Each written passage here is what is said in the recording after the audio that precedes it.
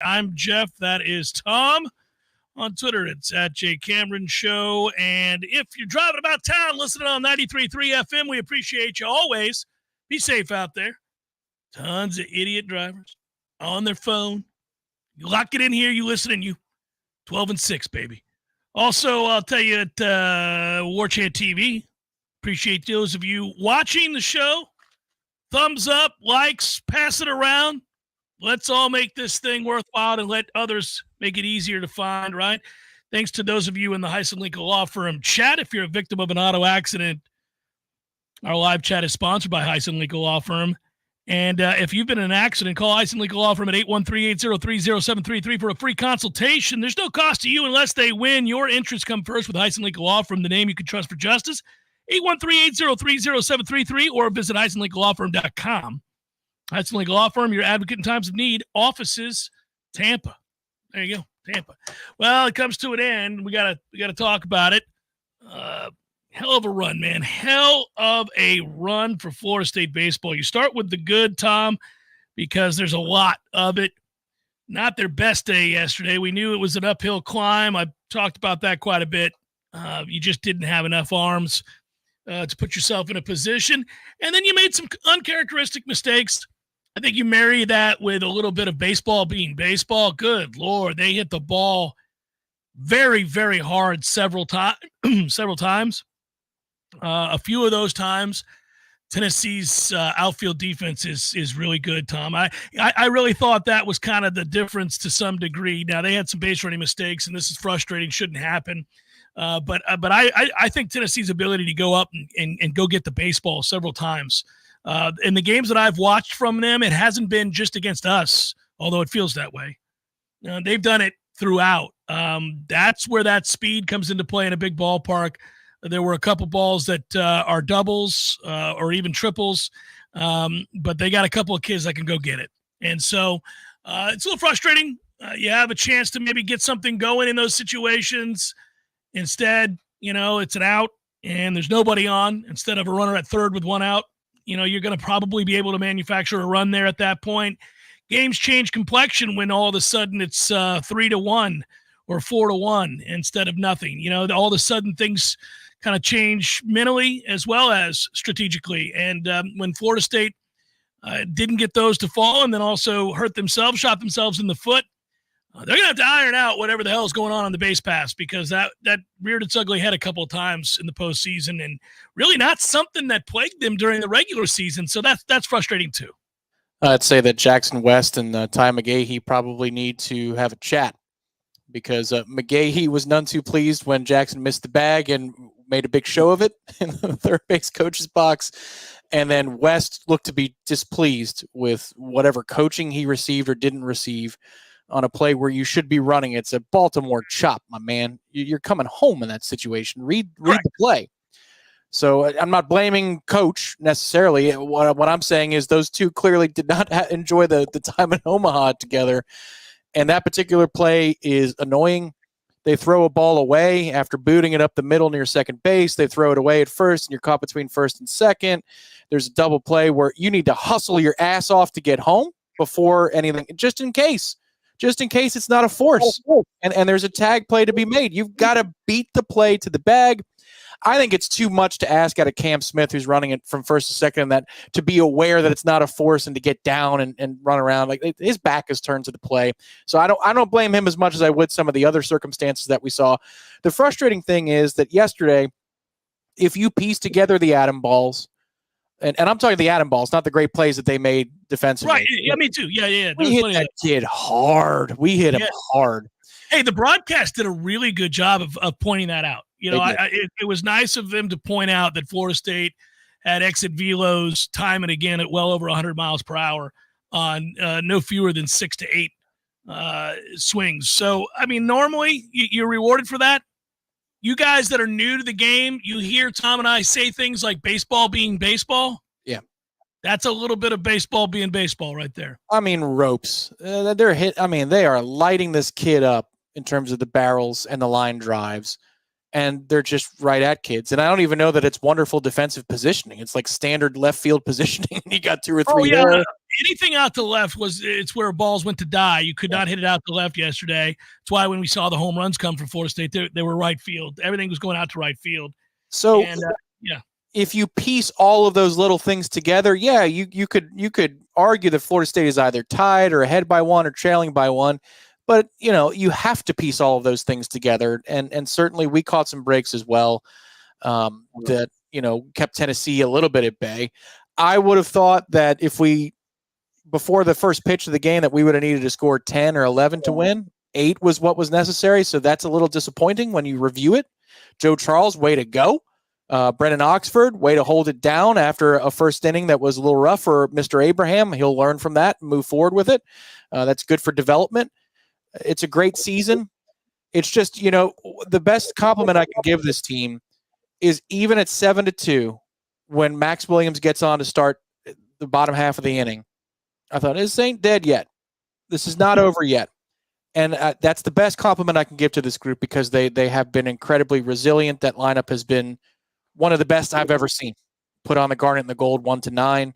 This was one blast of a season to watch. And unfortunately, we will remember the check swing for a long, long, long time.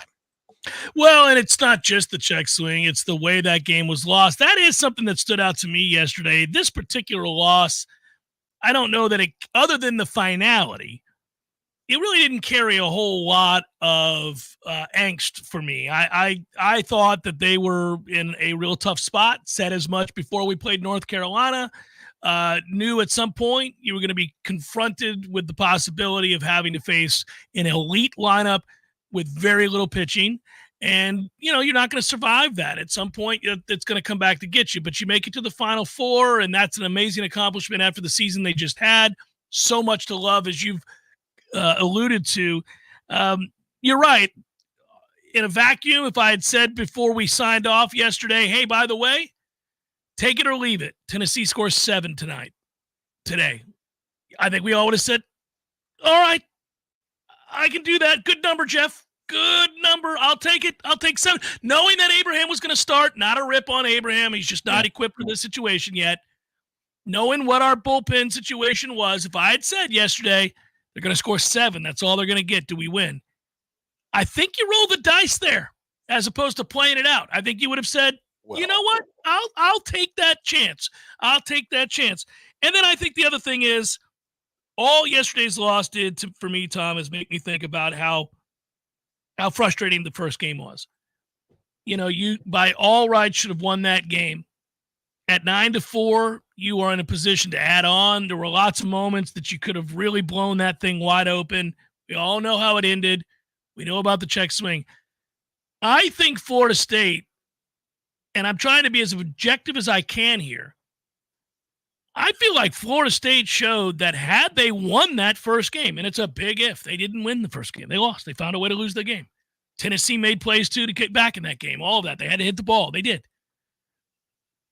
If you win that game, I think you're going to the final series. I think Florida State was in a position and was good enough, and the way they would have been situated from a pitching standpoint, I think Florida State would have been playing for the national championship had they won game 1.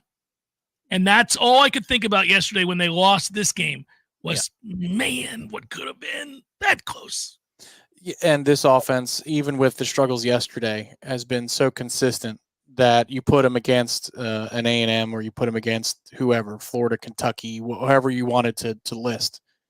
NC State actually scared me the most on that side of the bracket. That team had now they went home early, but that team, just for matchup purposes, they were unafraid. But I would have liked our chances against any one of those teams, and your pitching would have lined up as necessary. And especially if you told me yesterday that Jamie Arnold will pitch not at all, and that we surrender 7 runs, I would have run to the window and said, print me my money. Here's the ticket. You're giving me a fair fighting chance. With this lineup and no Jamie Arnold pitching for you, you're telling me you're holding Tennessee to 7, 5 fewer than we were able to Friday with Jamie Arnold. Hell yes, you sign up for that. And that doesn't mean the bats are to blame. It just means, damn it. It's a couple of games of what could have been. And that's what baseball is all about, really, in a way that no other sport. What could have been for baseball, because of all the moments you get to consider, all the situational stuff. You're right.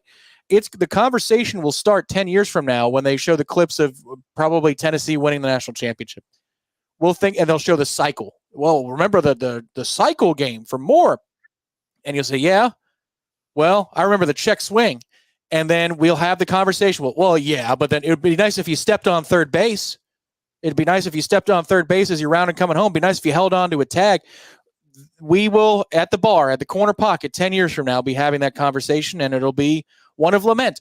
Hopefully, we have a national championship between now and that 10-year anniversary of the conversation. Well, I think they will. I come away from all of this very encouraged. I think that they are so far ahead of schedule. There's some logistics that they've got to work through now. This is where it's evident to anybody paying attention in the world of college baseball that Link has got his ducks in a row, has turned this around dramatically in a very short period of time, is, I think, going to be a fixture amongst the better teams in college baseball for the foreseeable future. They've got a head coach that they can trust and believe in. They've got to equip him with the ability to compete at the highest level on the recruiting trail. And this is where the finding the money, finding the money for facility upgrades and or an outright new stadium, finding the money for NIL, finding the money to ensure that you can keep a staff that you really. I think they're probably very, very impressed with Mike Capozzi this year. That guy's going to be tabbed to be a head coach at some point. So you're probably going to have to replace him at some point. You'd like that not to be real soon. I think he may have warranted a raise this year. Not his agent, but I think he has to some degree. So, that will be the machinations behind the scenes to see, are they going to give him everything he needs? Because I think that in terms of the element of running a program and getting kids to buy in and putting them in positions to succeed and developing players, that's all going to be there. They got the guy. It'll be fascinating to see if this happens. Jeff, does potential move to the Big Ten set our baseball program back compared to going to the SEC? Well, the SEC is a vastly superior conference than the Big Ten in baseball. It's not even close. And so I don't know how the answer could be anything other than it would set us back. I will also say Deep South college football. Thanks for the question, A. B, I have maintained that I think Florida State, when it's all said and done, will go to the SEC. I think that Florida State is going to end up in the SEC. And not only will that be interesting from a football standpoint, that'll be uniquely interesting from a college baseball standpoint. My goodness gracious, because there's no getting around the fact the SEC is the best baseball conference in America. Those are the roadies that I want to go on. That's the other part of it. And, for the city of Tallahassee's bank account, for our friends who are business owners in the city of Tallahassee, I want the SEC, because you're not just getting football revenue, you're getting all sorts of revenue for every sport, really, Olympic sports all the way up to football. But also, on the other side of it, I want to go on those roadies to go catch those baseball games in a lesser, once you get done with the spring game and you have a roadie at Auburn, a weekend there, a weekend at LSU, bring it on, a weekend at Oxford. Let's go. Let's make these trips. That would be a whole lot of fun. I don't think it would set us back a ton, because your pitching lab that they built would actually look like a laboratory. It would not be this, a ragtag thing with a TrackMan or whatever it is they have set up. It would be top of the line. And I also believe, beyond the resources you would get from the money, you have a lot of scheduling latitude in baseball that they would not exercise in football. They care very much in football about, when we get to the Power 2, I think battling along conference lines, unless there's a greater money grab for them to get, they kind of want you to stay in your corner for your own networks. But in baseball, and you could schedule the hell out of a bunch of teams that are in the Southeastern footprint to make sure that you get the proper tests. And Link has already shown a propensity to do that. You could tell that Link wants to schedule aggressively as he builds this thing up. Why wouldn't you? If you have an elite schedule, your record may not be as gaudy, but obviously you are prepared to run through the gauntlet of the postseason, all the pressures that come with facing elite teams week in and week out. I've always believed that. I think you should do that. May mean that you don't get as great a seed. I'm not as concerned about it. I do think college baseball, it is different than pro baseball. Kids, as I say, are subject to the whims of emotion. I've always brought that point up. So home field matters a little bit more in college baseball than it does, say, in professional baseball. But still, I think you weather those storms and you schedule as aggressively as possible. But going back to this, I do not look at this run in any way as being grouped in with any other run that Florida State's ever had in the College World Series. You know, I've heard people say, oh, once again, we went out to Omaha and came up just short, and that's just our life out in Omaha. No, you've got to go season by season, expectation by expectation. You've got to you can't lump players and coaches and moments of either success or failure together like that. You know, what happened in 1997 is not it does not in any way affect the way I view what happened in 2024.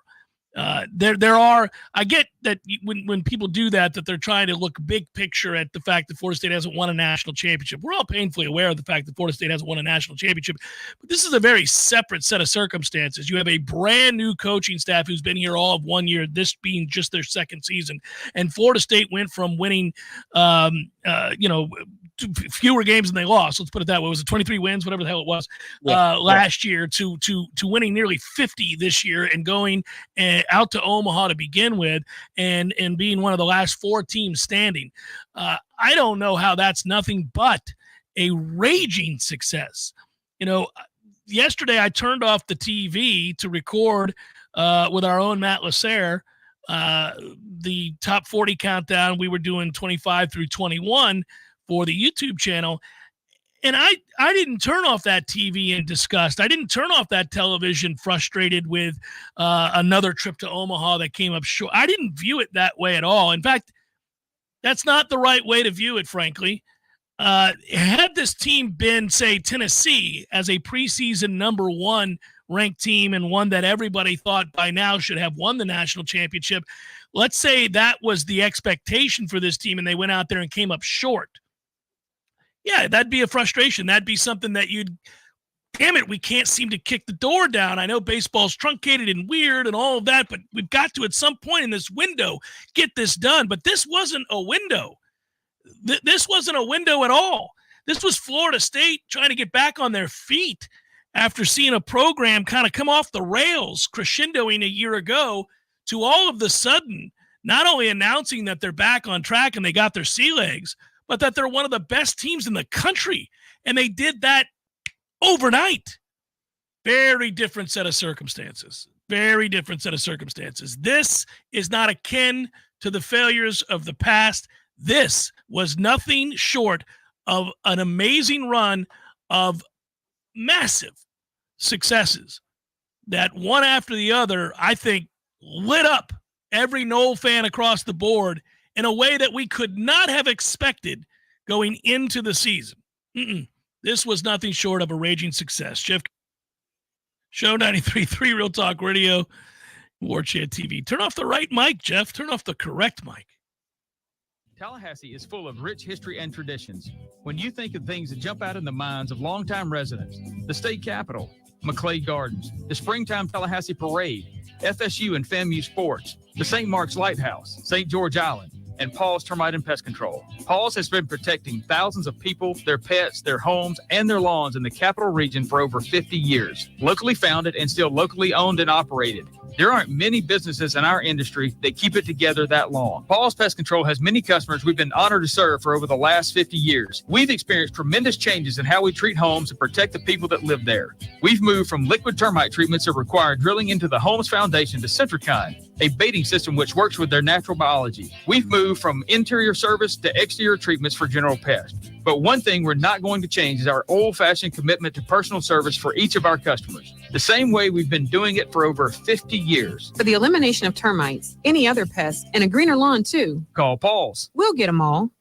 Surprising flavors, cultural authenticity, and unique adventures are some of the main ingredients that go into every single plate served at Café de Martín, Tallahassee's best Peruvian dining experience. Led by classically trained Chef Martín, passion for culture, passion for flavor, and a passion for people can be felt from the moment you step inside. Café de Martín also offers an unparalleled outdoor dining experience in the garden. Surrounded by vibrant flowers and plants and nestled between carefully curated decor, the shaded and breezy outdoor garden features elegant live music regularly, and the romantic evening lighting makes Café de Martín the best place to share conversation and connect with the ones you love. Every dish is made from scratch, and every drink is handmade by trained bartenders, offering the very best margaritas and old fashions in the city. Take a trip to a Peruvian paradise right here in the capital city. Visit Café de Martín and El Bar on Capitol Circle Northeast in the Esposito Shopping Center. Open daily for lunch, happy hour, and dinner. Find the full menu online at cafedemartin.com. Give your business a facelift with a modern, consistent, creative brand overhaul from Curiosity Marketing Group. These days, it's not enough for your business just to have a standard website or a Google listing to reach your customers. Your business needs to stand out with eye-popping branding, modern web development, and strong marketing. And it takes a team to pull it all together. Words and websites matter. At Curiosity, we make the most of yours. Find out more at curiositymg.com. I used to fight almost on a daily basis working on my business website. I'm a pretty smart guy, but I could never get it to function the way I needed it to, and I was losing customers because of it. That's when I called Curiosity Marketing. They listened, they understood, we collaborated, and in the end, they delivered beyond my highest expectations. Now, I can barely keep up with the work. They say the future belongs to the curious, and now I'm excited about the future of my business. Find out more at curiositymg.com. Dream it, plan it, do it. Brian Barnard's Flooring America offers a straightforward way to shop with our streamlined shopping. Finding the right flooring is simple. Visit our newly remodeled showroom featuring the Room to Explore shopping experience, where our knowledgeable staff will walk you through the steps. Our family has been serving the area since 1976 with a local staff of more than 35 people trained in flooring sales and design. We know floors. And we know styles. Let us help make your home timeless. Brian Barnard's Flooring America, where friends send friends. Science-backed, technology-tracked, and coach-led. Hey, Jeff Cameron here. You've heard me rave about the benefits of Orange Theory Fitness and the proven track record of science-backed interval training. Well, now Orange Theory Fitness has done it again, adding more ways for you to improve your health and look your best. In addition to the always great standard workouts, OTF has added Tread 50 and Strength 50 for those in the mood to just lift for an afternoon or attack those cardio goals for the day. Take the guesswork out of exercise. Make sure you're getting the most out of each and every workout. Orange Theory Fitness, location Midtown Tallahassee and Village Square Boulevard. The Jeff Cameron Show is a production of the Warchant.com Multimedia Network. Check out Warchant.com today for the latest news inside Florida State athletics. That's Warchant.com. Now, back to Jeff on Real Talk 93.3. Couldn't help but turn my attention to an article that Phil Steele was cited. Caden Smith of On3 wrote the article, basically looking at the prognostications of Phil Steele and what he forecast the ACC to be this year. He has Florida State, Clemson, and Miami all tying for first, Tom. All tying for first here. Yeah, he's going with the Vegas books, huh? Followed by SMU at 4. And one thing to note with SMU, I get more excited about that game all the time. That was a very good team, dominated the American Conference a year ago, won 11 games, and they returned their starting quarterback, leading rusher, and leading receiver from that conference championship team. They led the American in points allowed, yards allowed, total sacks. There are those that believe they're a threat to try to come in and win the conference outright. Hey, what? All right, Phil. Well, here's why. Schedule matters. And so for them, their first ACC game is against us. So they've got they play week 0 against Nevada. Then they play UConn. Would appear, I believe. No, sorry, excuse me. Houston Christian Huskies. I got my Huskies confused. They play Houston Christian. The much more formidable Huskies of Houston Christian. Yes. Yes, in football, I think so. BYU and TCU. So they start with their non-conference straight up out the gate, and then they play us, followed by a roadie at Louisville. Then it's Stanford, Duke, host Pitt, host Boston College, at Virginia, host Cal. That is one hell of an introductory schedule into the ACC. Can you say cakewalk? It's probably what they thought was the easiest and nicest way to ease them into the conference, given that they're not getting a penny for being here. They're like, yeah, we'll take you into the conference. We're going to bend you over first, but oh, by the way, we'll make it worth your while. Here's an easy schedule. Yeah, for the last 5 out of your 6 conference games, you're going to play wannabe Ivy League schools, and Stanford, Duke, Virginia, Cal finishing out your schedule as well. Goodness gracious. I think the fact that we are sitting here today in the 60s, not weather, but days until college football. June is nearly over. Is today the summer solstice? I believe today is the last of the great long days, right? It changes from here. My wife will be depressed. She loves it to stay lighter longer for longer. Yeah, it's last light here is like 9:25, 9:30. And it was 68 degrees this morning here. This is the time to get right. This is the only time to brag is this period up here. Otherwise, you're bitterly little window. Yeah. Having just been there, I enjoyed that window in the morning too, Tom. That was going over to get that bagel and walking those streets in the quiet. It was the slight breeze. Hey, our guy Muhammad won. I'll tell you this on the air. There's that big chain store for donuts right next to him. It's closing. End of the month. There you go. Muhammad held it down, baby. Local business wins, brother. Yeah, no, he was great, and those bagels were great. I have now totally turned my attention to a couple things. Florida State football through and through, huge recruiting weekend. We're going to have to talk about that primarily through this lens. I'll say I do not, and this is probably just a byproduct of getting older. It's a weird thing to say out loud, but I don't care about wide receivers and running backs and defensive backs. Those are the sexiest positions. Everybody gets enamored with them. Everybody can talk about how fast a guy is, how high he can jump, all that stuff. Great. I care about the line of scrimmage, and I pretty much only think about recruiting in terms of the line of scrimmage. Now, the exception to that, I guess, is quarterback. I'm always going to be interested in who are you bringing in at quarterback. But offensive line, defensive line. And as it pertains to this upcoming weekend, Florida State is going to have multiple, I believe, upwards of 3 offensive linemen, 5-star offensive linemen making their way to Tallahassee. I'm no recruit, Nick, ladies and gentlemen. I have not made my bones on talking about and exploring recruiting. There are others here at Warchant who do that. I will occasionally have them on to discuss this very subject. But that said, I take a glance weekly just to see where we're at, what we're doing, what matters, what doesn't, right? I don't ever recall us having 3 5-star offensive linemen roll into town. I'm sure it's happened. Maybe it's just an oversight on my part. I don't ever remember it happening. Again, not locked in on a daily basis with recruiting, but it caught my attention. When I saw that, I said, well, now, might be turning the corner on the line of scrimmage. I don't know that you'll sign 3 5-star offensive linemen, but sweet Jesus if you did. Well, in fairness, we have hosted Notre Dame for several football games over the years. And so when they came to town, there were at least 3 5-star offensive linemen that came to town with them. Damn right, to play against us. Yes. But I will tell you, that is a huge development that you're getting this caliber of offensive linemen to come to Tallahassee. I'm still, I've got to word this properly. I don't want to say hard on the coaches. I want to say that I'm still,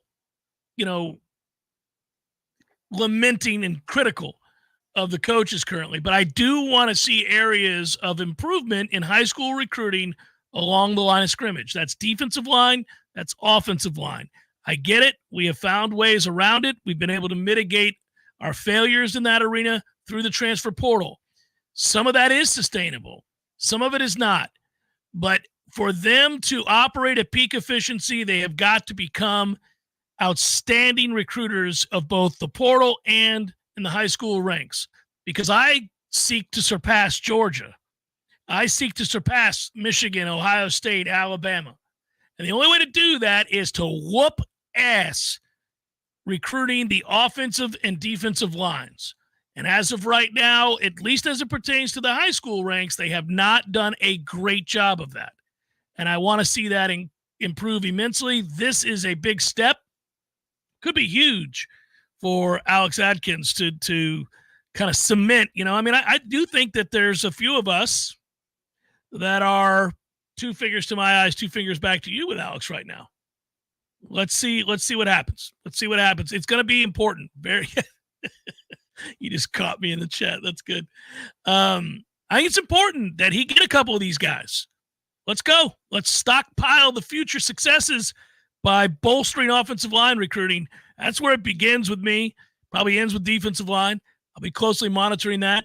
We'll have an opportunity to talk to Michael Langston, perhaps for tomorrow's show, and see what do we think the chances are of getting some yeses, some signs that point to some yeses in July.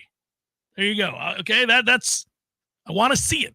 That I would believe that's a great way to put it. Yeses in July. I don't know that you're going to have some sort of wave Sunday morning between 9 a.m. and 2 p.m. in which there's 5 dudes who say yes. I think they got to go home, and then they got to call their people. They got to call their people who do the edits. Like On3 has a dedicated guy who does the edits, so he gets the scoop because he can make fun designs of kids in iron thrones with a king's hat on and a scepter, and it says committed. Ridiculous. Perhaps nothing has changed more and created a more absurdist window to view recruiting through than the presentation of those that are signing or saying yes to their future place of employment these days. It was always silly, but the worst that you could expect back in the day before everybody lived in a movie because of these phones was that somebody might play 3-card Monty when the camera's turned on. You might get somebody being an a-hole with a hat. That was about the extent of it. Now it's like there's superheroes busting through the gate to save society. It's bizarre to watch these kids now. Do you think it happened, maybe at the era that the pyramids were built and there were some sort of games that everybody valued, it distracted them from life, and they were sacrificing goats, and it's just like there's a hieroglyphic on each goat. It's like, I'm choosing this hieroglyphic, the other goat are dead. Well, certainly we had gladiators in Rome, but I mean, goodness, it's just absurd. I've actually gotten to where I just embrace it in ways that I never thought I would. I'm an absurdist, right? I love the bizarre, over the top sense of humor. I've gotten to a place now where I just want it to be the dumbest thing I've ever seen and then topped by the next kid. I want that over and over and over again. Slow motion. I want it to be like 25 minutes long on their website that they've had created. I want the whole thing. And then it says final decision tomorrow after the 25 minutes. Respect my decision. Right. Go to hell. It's great. Jeff Cameron Show, 93.3 Real Talk Radio, Warchant TV. Your local news now. Fire station number 17 could be coming to Tallahassee's South Side in 2026. The project has been years in the making. Findings show the South Side has more calls for service and slower response times than other parts of town. Commissioners will discuss the new fire station tonight. According to the meeting agenda, the fire station is already approved and budgeted. Commissioners are expected to vote on authorizing a loan of up to $27 million to secure funding for the project. President Joe Biden approved a disaster declaration for Big Bend counties Tuesday following tornadoes that swept through the local areas last month. The president ordered federal aid to assist in state, tribal, and local recovery efforts in Florida areas affected by the recent tornadoes, storms, and straight-line winds that occurred on May 10th. The funding is available on a cost-sharing basis for debris emergency work and the repair of replacement of facilities. Leon County, though, is the only local county eligible for individual assistance. This is Rachel Lene with your Real Talk 93.3 Local News Update, brought to you by Macklemore Systems, Tallahassee's go-to Mac store. Check them out online at MacklemoreSystems.com. This is meteorologist Paul Trombley with your Real Talk 93.3 weather update. Chance for storms this afternoon. Otherwise, sunshine mixed with clouds at times. Daytime highs approaching 92. Winds out of the east, 8 to 15 miles per hour. Clear skies tonight. Lows dip down to about 71. Lots of sunshine tomorrow. Chance of thunderstorms. Highs level off around 93. This report is brought to you by The Lawn Johns. For all your landscaping and lawn care needs, visit thelawnjohns.com. Right now, it's 86 degrees. Hey, no fans, our partner ISF Inc. is a national management and IT consulting firm located right here in Tallahassee, Florida, solving the future for state governments through strategy, process, and technology. As a trusted advisor for state governments, ISF knows the importance of defining a clear and detailed strategy. Our friends at ISF can help your organization create a strategy that sets you on a path to success. ISF, your vision plus our expertise brings your brilliant ideas to life. Visit ISF.com to learn more. ISF, solving the future. There is no Bigfoot, Eddie. Would you stop with that nonsense? There's a Bigfoot, Jeff. I wish there were. By the way, I don't want you to point to me as the guy that takes all the fun out of the room. I wish there was the Loch Ness Monster. I wish there was the Bigfoot. I wish there was the Chupacabra. All the things. They're all mythical except for the Bigfoot. The Sasquatch. The Bigfoot? The Bigfoot. There's big feet. There's lots of them. So like different, breeds, like different kinds. There's like, families. There's different families. And, so there's if they're in the snow, you call them a Sasquatch. Or the Yeti, right? Yep, and then here in Florida, that's a skunk ape. And, but never heard that one. By the way, why do you think it's real? We would have found them by now. They're the hide and seek champions of the world. Nobody finds the Bigfoot. I think you believe in Bigfoot. I do believe in Bigfoot. You don't believe. I believe in Bigfoot. Don't tell anybody you believe in Bigfoot. I would go look for Bigfoot, but he scares me. Gordo's, bringing the flavor and flair of Cuban food to Tallahassee since 1996. The Jeff Cameron Show, brought to you by Orange Theory Fitness. 2 Tallahassee locations, Midtown on Thomasville Road and Northside in the Village Common Shopping Center. Online at orangetheoryfitness.com. I got a question for you, Tom. How much do you think they pay somebody like Jeff Foxworthy to come to Wild Adventures? Are you giving away tickets to Wild Adventures? No, I'm not. Okay. But I am kind of curious, like when you reach that spot in your life or your career where you're at Wild Adventures, the trade-off there of does he have a residency at Wild Adventures? Do they grant residencies? I always wondered, you're like, you see, like when the bands that are there, you're like, oh, look at that. Def Leppard is hitting Wild Adventures. Okay, so that's a toughie. This will make you laugh. You recall we had sister stations back in the day that were on the East Coast. And there was one that was a little bit younger in terms of format, AC format than the others. And the young program director, he's like, dude, I just made our year. I was down there for a quarterly meeting. I just made our year. Guess who I booked? I'm like, I've got no idea, but this is awesome. I'm glad. Smash Mouth. I was like, oh my God. Smash Mouth. We got Smash Mouth. Smash Mouth. Okay. I think that dude's dead, by the way. The guy not the guy who booked Smash Mouth, the guy from Smash Mouth, not the dude who booked Smash Mouth. It's like it's going to change our third quarter. Okay. Wait till you see the 700 folks that are riding in to see Smash Mouth. This is going to be a game changer. I'm just always curious about that. It's just got to be a toughie when your agent gives you the call. Now, Jeff, it's looking like we might do all right at Wild Adventures. I'm looking at some other venues in the state, but right now, that seems to be what we can do, is a little Wild Adventures. What about a club, like a comedy club of some kind, or an arena even, maybe? Well, now, Jeff, let's not get carried away. It's been a minute since you had that kind of popularity. Let's look at Wild Adventures. Might be able to get you $500 cash. My guess is the number is absurd that he's getting paid. And my guess is Wild Adventures has a parent company that owns several of those joints, and he does a circuit of 20 events a year, and it's some ridiculous fee, $2 million for the 20 events. because it makes them relevant. $2 million for 20 events. I'm telling, it's something strange like that.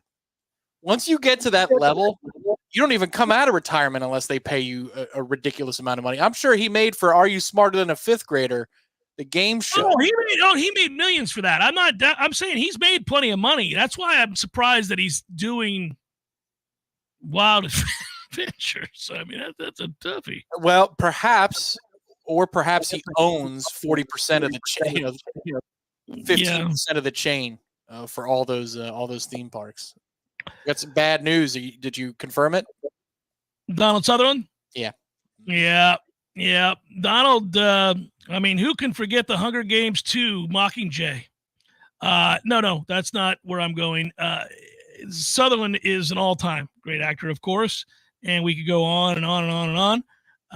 I forget. That guy's been in so many movies that when you go to the IMDb page to check out Sutherland, you'll forget. You're like, oh, that's right. He was in Salem's Lot. I forgot all about that. By the way, as a kid, Salem's Lot was a toughie.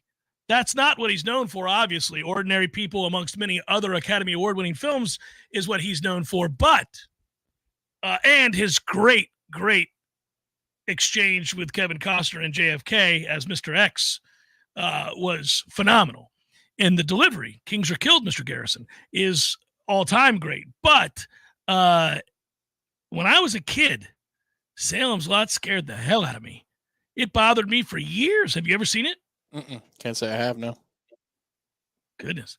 Yeah, he was in MASH. You guys are right. He's been in a ton.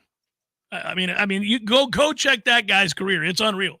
Well, and also also, his best.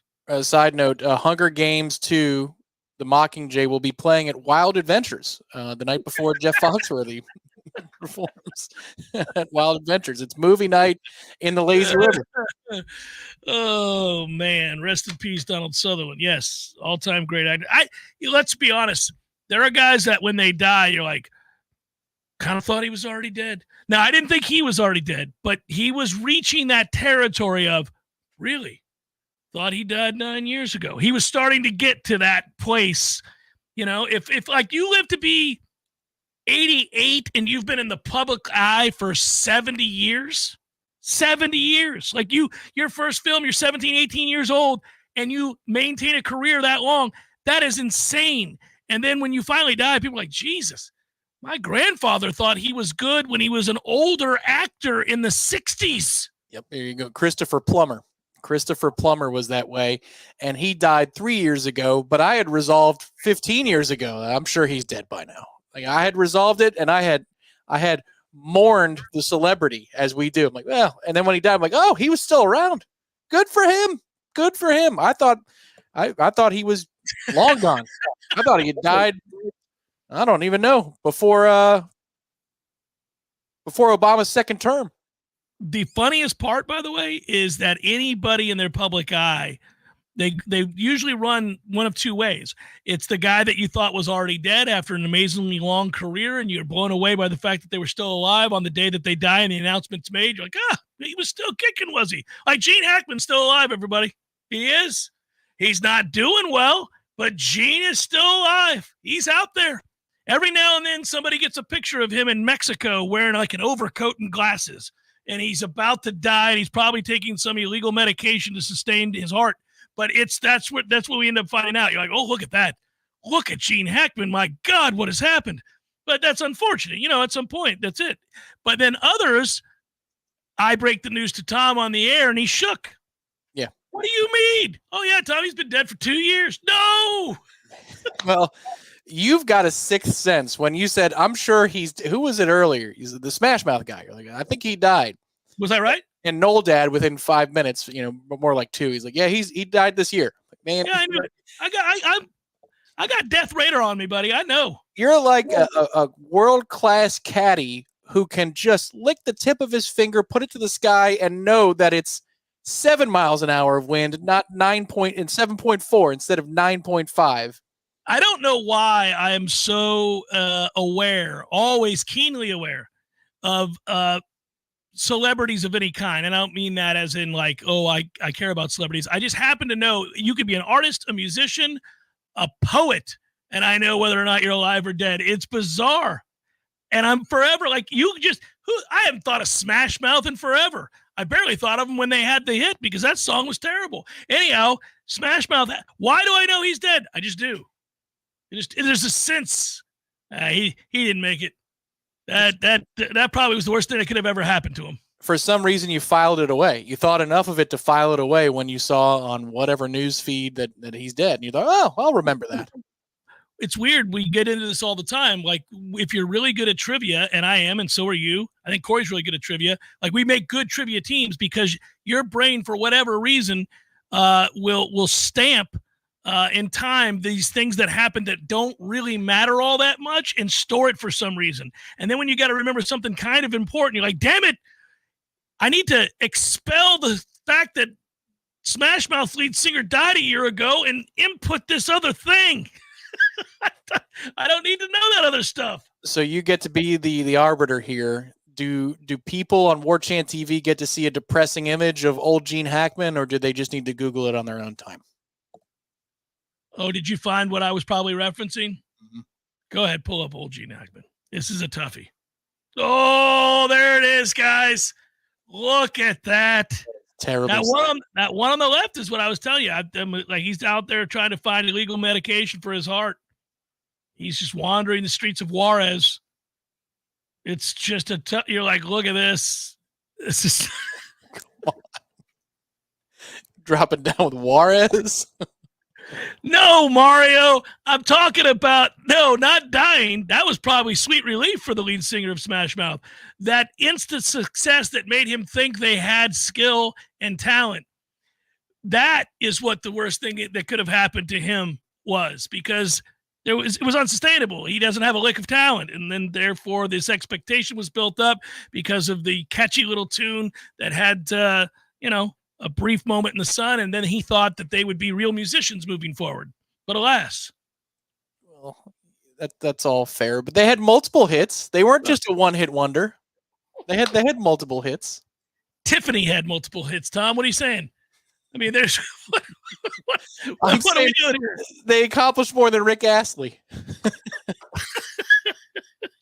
I really regret right here, right now, having just posted that picture, having you pull up that picture on the YouTubes there. If you guys are driving around and you didn't see it, I don't know that I suggest you go home and pull up the Gene Hackman photo that Tom played on Warchant TV. It's a tough one. And there's not, it's like occasionally at these golf tournaments when they have Clint Eastwood up in the booth, you're like, ooh, I think we got to stop doing the Clint Eastwood interview. Stop doing this. Let him wear it. That's fine. The funny thing is when golfers, like, for example, Tiger Woods, you look at Tiger Woods like the rest of the world just saw on Warchant TV worldwide, Gene Hackman. That's the way you look at him and his golf. And you're like, don't do this, Tiger. Mm-hmm. Take him off the golf course. This is embarrassing. Don't do this anymore. You see him as a professional looking like Gene Hackman does in real life. Don't do this. It's embarrassing, Tiger. It hurts my soul. He'll yank one dead ass left behind a tree. We know a 9's coming pretty soon. That loser's limp. That knee's going to come back to really bite him in the ass again. Lower back. The worst is like early in rounds anymore. He'll go par birdie. You're like, ooh, all right, Tiger's here to play. Let's go. But you forget conveniently that by the end of that 9, his body's completely shot, and that he's got to make the turn, and he's like in the corner trying to hide from the cameras, eating a tuna fish sandwich in the hopes that the sustenance will get him through the day. And he's got 3 more rounds to play, and you're like, oh, here comes an 82. We shouldn't be watching an 82 from you, sir. Under no circumstances should I ever be watching a round with Tiger Woods, in which I think, on this particular day, he might only beat me by about 8 strokes. This is not good. I don't need to see this. They should create a major championship for all ages and call it the one-round Jesse. Because if Tiger played in the one-round Jesse, he could win the one-round Jesse just about anywhere. Well, and if pride weren't in the way here, he could join the Champions Tour now and boat race those old men. That'd be the end of Bernard Longer's run. That'd be it. Somehow Bernard Longer at 105 is still out here winning tournaments every year. that he does not want to see Tiger Woods decide to graduate on to the champions.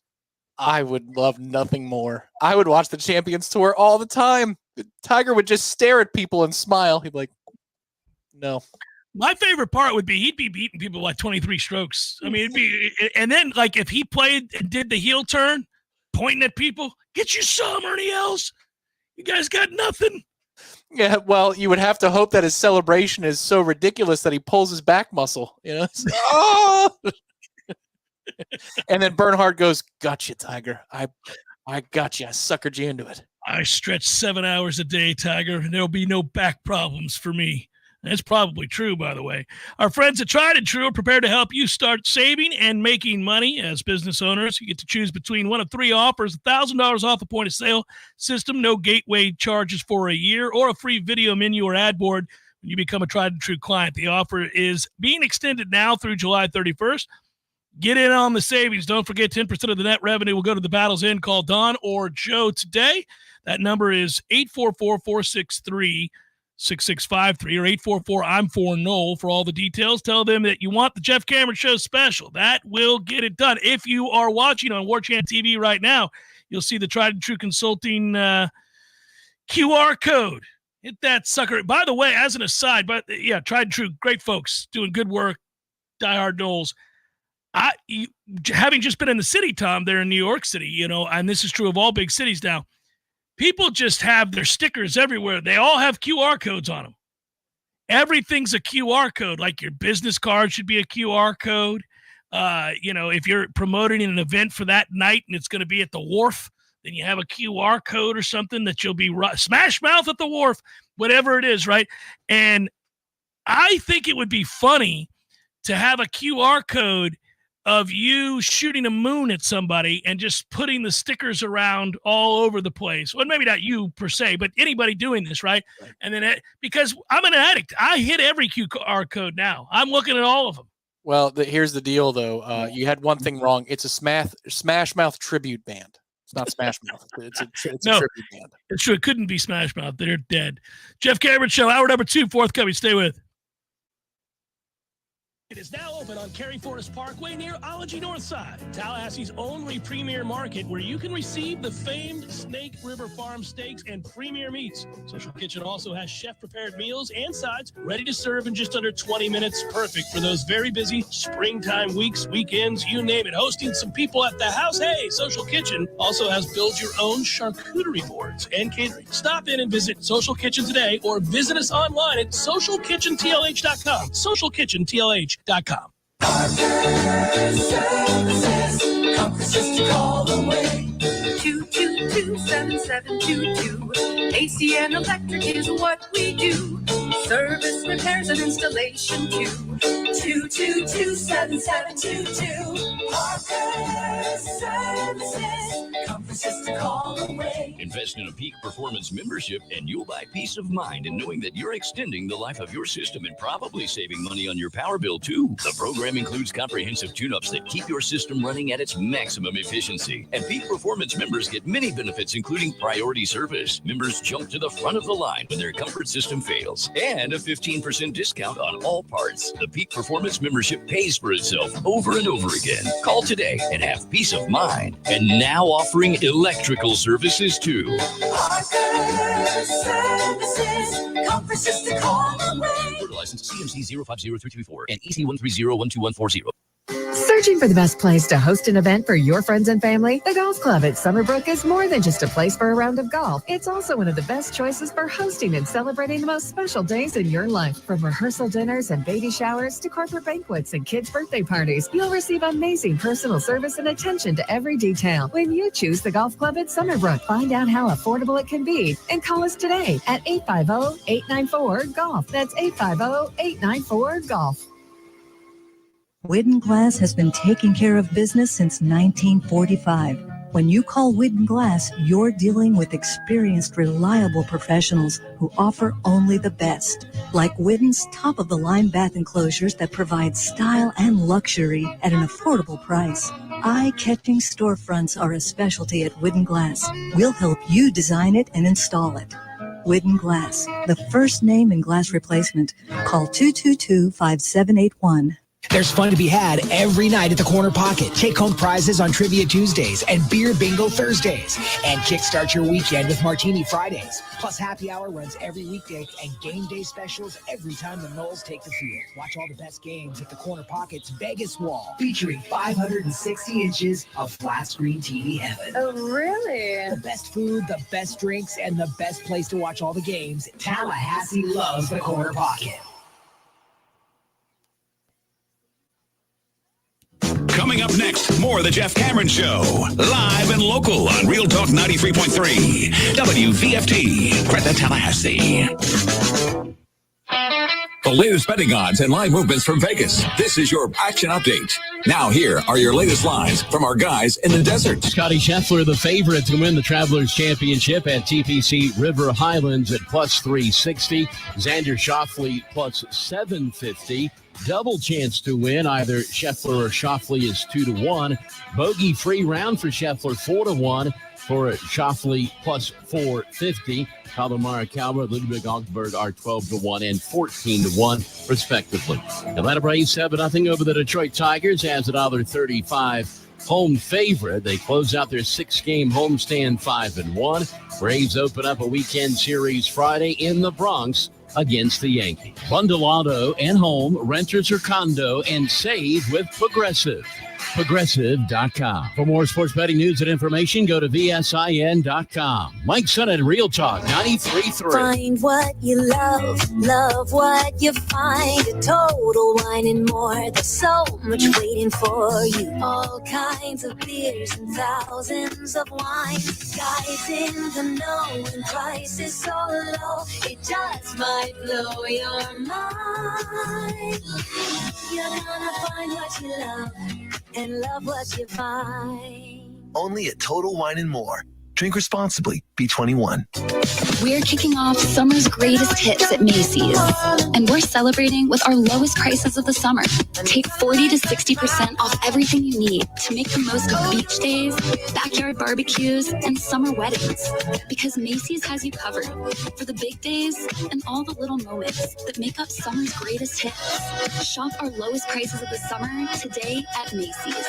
Savings off already reduced prices. Exclusions apply.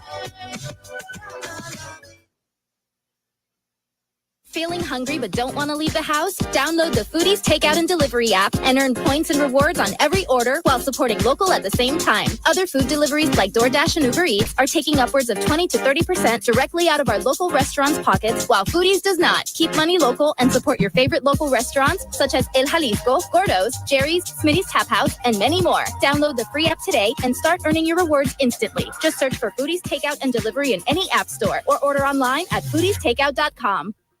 This is Shannon Young with Fairway Independent Mortgage Corporation. Sellers, are you stuck between wanting to sell your home and waiting for rates to fall? Are you worried about the contingency of having to sell your home? What if you didn't have to? With a 2-1 rate buy down, you can lock in a lower interest rate for the first 2 years of your mortgage and get the home you want now, all while having a higher chance to buy that next home with the contingency of selling yours. If you wait for rates to fall, you risk more competition, sellers less likely to wait, and paying more for that next property. If you're stuck, we need to talk. Give me a call at 954-369-6171. Again, this is Shannon Young with Fairway Independent Mortgage Corporation. That's 954-369-6171. And don't forget, for every loan we close for our fellow Noles, I will personally donate $250 to the Battle's End. Equal housing rent. NMLS number 373031. Science-backed, technology-tracked, and coach-led. Hey, Jeff Cameron here. You've heard me rave about the benefits of Orange Theory Fitness and the proven track record of science-backed interval training. Well, now Orange Theory Fitness has done it again, adding more ways for you to improve your health and look your best. In addition to the always great standard workouts, OTF has added Tread 50 and Strength 50. For those in the mood to just lift for an afternoon or attack those cardio goals for the day. Take the guesswork out of exercise. Make sure you're getting the most out of each and every workout. Orange Theory Fitness, location Midtown Tallahassee and Village Square Boulevard.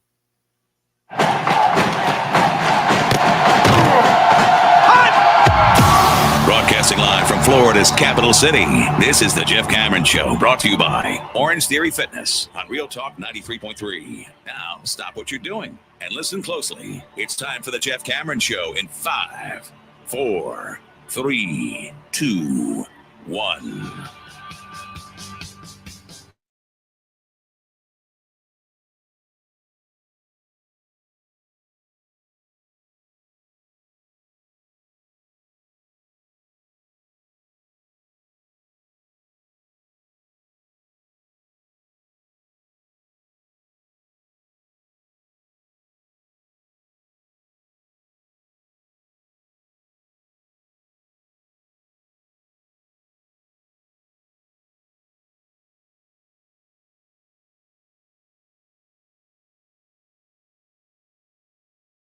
On Twitter, it's at J Cameron Show. And as I am always fond of saying, if you're driving about town, thanks for listening to us on 93.3. If you're listening or watching, doing both on YouTube, Warchant TV, thumbs up, subscribe, like, share, do all the things that help all the others that want to do the same. And I will get to some football questions. Somebody asked some during the break there. I'll circle back on some of this. We had a little fun towards the end of the last hour. We are adrift now, folks, officially in the time of the year. And it's not as bad as it was, say, a year ago, because last year we had no baseball run to speak of. There was nothing to divert your attention away from the fact that we were officially entering into the doldrums of summer, right? Last year, you just headlong into that summertime with 90-something days to go because baseball sucked. Not this year. This year, baseball was good. You're like, oh, I got another game to care about. I got another result to take a look at. I've got something to divert my attention from, these summer months without football. Yeah, you had a good long run. I mean, we're going to wake up on Monday and be all set to the tune of like 59 days till college football starts. And again, it's worth noting for those that anguish over that period of time that, if you don't have baseball on a nightly basis to watch, and I do, Major League Baseball still enthralls me, but it doesn't everybody, and I understand that. For you folks, you're just hanging on for dear life. But remember, you're helped out again in two ways this year. Florida State is the first game, and so there it is that camp will get started sooner than it normally would, and you'll have actual practice talk, and we'll have an opportunity in July, of course, to go to Charlotte for the ACC kickoff and kind of find out what's what. It will be interesting to see how well received the Florida State and Clemsons of the world are at this year's ACC kickoff, but some things to look forward to in the interim. Recruiting, as I alluded to last hour, and it is a big weekend for Florida State in the world of recruiting, and that does capture the imagination. That is something that you want to watch. And I think, too, the other part of all of this is that the expectations are so high. It's funny, during the break, I was reading an article. It's list season, in addition to we've now officially entered into those summer months, right? But it's list season, and I have admitted numerous times on the air that I'm a sucker. I'll click on your list. You got me. What else am I going to do? Let me see if your list sucks or not. That's the way I approach all the lists. Oh, you got a list, do you? Let me be the judge of whether or not this list sucks. So I click on it at all times, and I got one during the break, which was which team is under the most amount of pressure to perform in 2024. And the teams listed, Tom, were Alabama, no. Clemson, no. Florida, maybe. Miami, yes. Ohio State, Penn State, Southern Cal. Those were the teams that were listed. Okay. I've got a short list. On that short list actually would be Alabama. From a recruiting standpoint, you're under a lot of pressure to prove that you can do something akin to what Nick Saban did. So it's not he's on the hot seat. It's their image is under an awful lot of pressure. So I would put them on the hot list. But USC has to be way the hell up there. They didn't get anything close to what they wanted to out of Caleb Williams' tenure. They need to make stops on defense. That, to me, that's a program that's under an awful lot of pressure. It begins with Miami, Tom. The list begins with Miami. How does it not? It's so funny. I know that it is a perennial fun topic of the U is back. Let's make fun of the U. They like to tell everybody they're back. I think there's some substance this year to what they bring to the table on the field. It's not the rhetoric off the field that I'm looking at. It's the quality of the talent that they have on the field that could finally see them legitimately be somewhat back. If they squander this Cam Ward year to go along with what is a very good defensive front and a doable schedule, then that's it. You wash your hands. That's it, right? You at some point you're buried because they can't get out from under the contract with Mario. And if he can't win with this group this year, I don't know that you would have any reason moving forward as a recruit, more importantly, to believe that he's going to win next year and the year after. It's got to be Miami. Agreed. They'll try to continue to throw money at the problem, which is what they do. But they've already done that in a way that went above and beyond what they've done in any year previous. They wanted to bring their guy back in.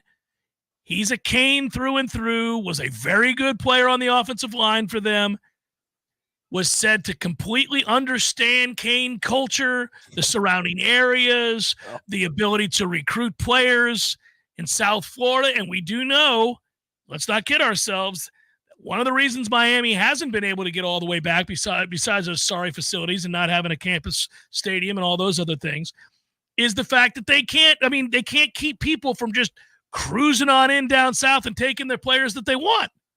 The Clemsons of the world, the Florida States of the world, the Alabamas of the world, the Georgias of the world, programs throughout the Southeast have just wandered down south and said, yeah, we'll take him and him and him and him and him. And Miami has been powerless to do anything about it. He's wound awfully tight, that guy, on a game day. We all know that, the game day management stuff. But I recall that you're speaking to, does he get Kane's culture? One of the first things he did was remove the turnover chain. There's nothing more Kane's culture than the turnover chain celebration. I actually like the turnover chain. I thought it was probably one of the best things Miami had ever done. It's who they are. Like, exactly. It's fun. That's what they're about. That's what they're about. And you're right. They were the originals to do it, and they should have embraced that. If he understood Kane's culture, he leans into that. I get he's a part of the program, but he's like, we need to get serious. Really? Well, no. Listen. I can argue it both ways. You have to have accomplished something to really earn the right to have fun and be goofy. Like you gotta do something of substance before you can embrace some of the silliness on the edges. Do you? Because the last 20 years of Kane culture suggests you do not have to, and that's 20 years. That's a long time. Right, but that's what he's bucking against. He's saying, no, man, put all of these childish things away. We're trying to win some games. Now, maybe once we reestablish ourselves as being worthy of having that swagger that we brag about at all times, then perhaps I'll let you engage. But in the interim, let's go ahead and try to focus on our job. Let's win some damn games. I can see it both ways is the point I'm making. I can understand the argument. When one searches to be worthy, often what they will do is bend the knee, put it on the ground, and bow before that which they are asking, am I worthy enough? He does not accept that the knee must touch the ground, does Mario. So there's that as well. They're under pressure, and if it's a close game down the stretch. Oh, no, you don't trust them. No. Oh, no, that's when you tune in, like, hey, by the way, did you notice that Cal and Miami are tied in the third quarter? You may want to run to your television. Oh, of course, and it's awesome. I love watching that. And it's usually in front of a half-empty stadium, so there's no, no charge to be born from the enthusiasm of fans cheering you on to cross the finish line. It's like, oh, here we go again. 50 people here, and we're down 10-3 in the third against Cal. Son of a bitch! That's what it is for them, and I love it. They ran for 6.5 yards per carry in the first quarter, but they're throwing it around the lot because they've got to play to Cam Ward and make sure that Cam Ward is featured, and so they keep turning it over. Like, come on, those ingredients, that smells like a meal that they would cook down there. By the way, let me respond to your point about Alabama. I think it's a worthy point to make that from a recruiting standpoint, like the very high end, best of the best recruiting standpoint. Yeah. I mean, by definition, you now are going to be watching very closely because for so long they had it on lockdown. They had the best coach of all time in college football, and they were machines. Their worst years were 10-2 and 11-1.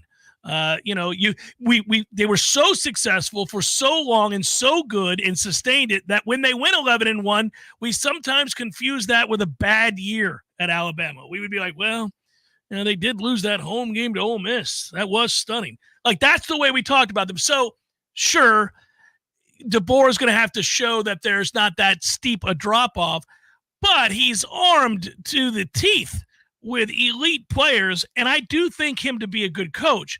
How far could they really fall? I mean, we think Alabama's going to go 8-4 this year?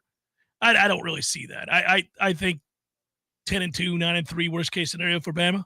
Well, if Milroe's still the quarterback, they could lose 3 games. If you lose 3 games, I mean, the world is coming to an end there. It's glorious. I'm here for it. Let's go. That was part of the conversation we had when Mike Norvell was weighing his options and seeing what was available to him, what was realistic. Is Tuscaloosa really calling him and saying you're number 1 on the list? Because the thing is, you're a made man here, and you're about to get a nice raise and some more yeses in terms of promises. If you leave here and you go to Alabama, same situation for DeBoer, you go from a place where your seat could not be any cooler and more comfortable to immediate grinder. You've got 2 years to prove it, and if you don't, you're out, and that could set your career back for a long, long time. It'd be interesting. I think in the case of the teams that we mentioned, it's funny. Most fan bases, if you look at this list, so, who's under the most pressure to perform in 2024? I rattled off the names that were proposed on this list where I'm making fun of myself for clicking it. Southern Cal, Penn State, Ohio State, Miami, Florida, Clemson, and Alabama. The fans of those teams would all say themselves. If you're a Penn State fan, certainly you're going to say, okay, I've had it with you, Franklin. We beat up on everybody not named Michigan and Ohio State. We're able to beat everybody else in this conference, but the games that you got to win against the 2 most prominent teams in this league, you never win.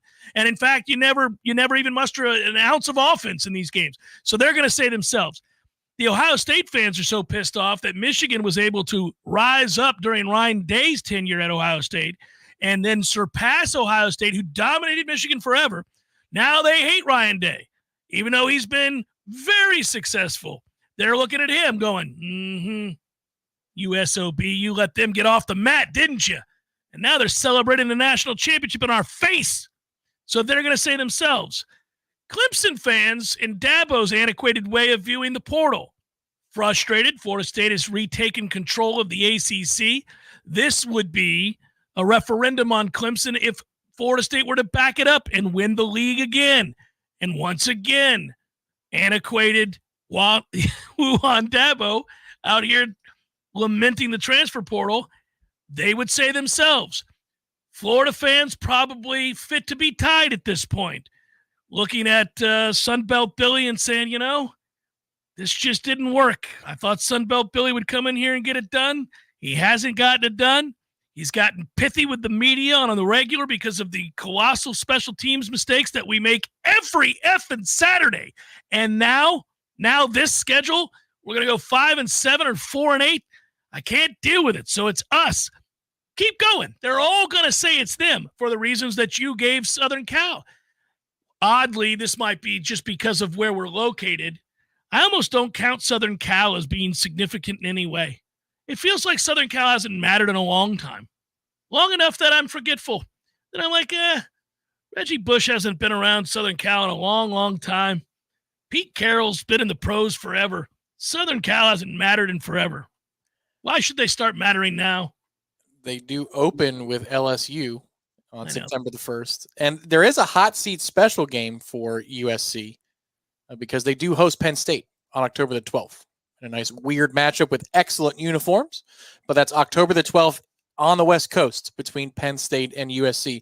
So that would be a hot seat special. Before that game, USC will have played LSU and Michigan. USC plays at the Big House on September 21st.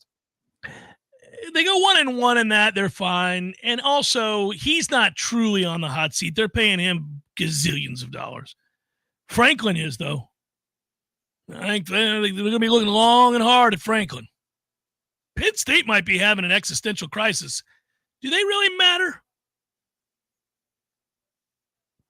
It's not 1984, Joe Paterno.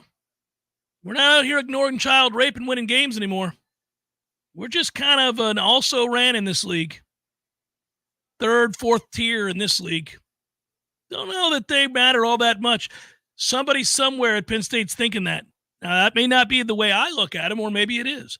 But I think that they're sort of, if you're a fan, if that's your squad, if that's where you went to school, you're kind of like, do we really matter? When did we become Wisconsin? That's what I want to know. Who might matter more than Penn State and has for some time. See, there you go. You say that out loud, it hurts your feelings. And now the Big Ten's added USC and Oregon and Washington. Where does Penn State rank now? Ooh, that's the existential crisis. Are we the 9th most important team in our newfound league? Sweet Jesus, I woke up and we ceased to matter in any way. This is our concern, dude. Yes, and a great one. And that could lead to Franklin being told, have a good day.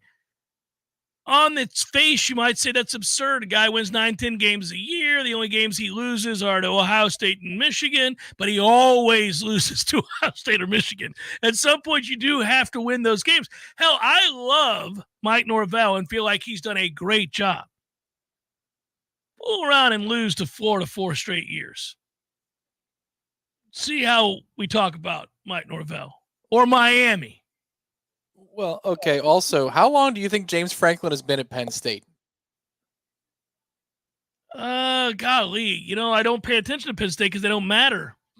Remember, he was the guy coming out of Vanderbilt. Yeah. Not 2014. Well, I was going to say 10 years. Okay. The not tonight haters year for Florida State football was James Franklin's first year. And it is bordering on some Marvin Lewisness here, the lack of results. Well, what's tough is that Marvin would go and win enough games to go to the playoffs, and you'd be like, oh, look at the Bengals are back in the playoffs. Ain't going to do a damn thing, but they're there. They had their chance. Penn State had their chance if they wanted to make a change after 2021, because in the COVID year, they went 4-5. That's a toughie.